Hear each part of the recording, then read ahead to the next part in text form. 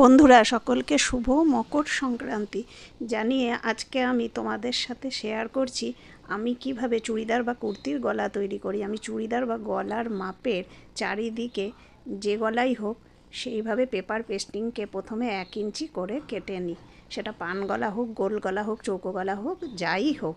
এইবার অপর একটি কাপড়ের ওপরে সেটাকে বসিয়ে চারিদিকে রাউন্ড শেপে ঘুরিয়ে বা পান শেপ হোক, চৌকো শেপ হোক, যে শেপই হোক, আগে সেটাকে ঘুরিয়ে আমি পুরো সেলাই করে নিই।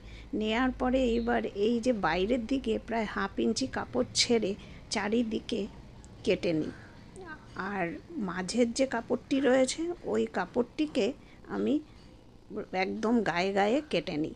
কেটে নিয়ে এবার বাড়তি যে আমি 1/2 ইঞ্চি করে কাপড় চারিদিকে রাখলাম পেপার পেস্টিংয়ের, সেটাকে মুড়ে আগে সেলাই করে পুরো চারিদিক থেকে, এখানে যেহেতু আমি রাউন্ড কেটেছি তাই রাউন্ড শেপে ঘুরিয়ে চারিদিকে আমি সেলাইটা করে নিই।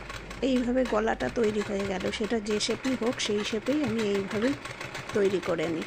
তৈরি করার পরে এবার যে মেন যে আমার ফেব্রিকটা রয়েছে কুর্তি বা চুড়িদার যার গলাই হোক, তার উপরে এটা সেট করে বসিয়ে নিই। বসিয়ে নিয়ে এবার এর চারিদিকে উল্টো করে বসাই।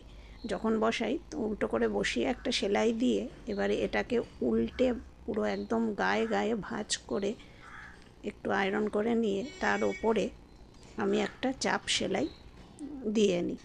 এই চাপ সেলাই দিয়ে নেওয়ার পরেই কিন্তু আমার গলারটা পুরো তৈরি হয়ে গেল। সেটা যে গলাই হোক খুব সুন্দর এইভাবে বসে। আমার কাছে তো এই পদ্ধতিটা খুব সহজ মনে হয়।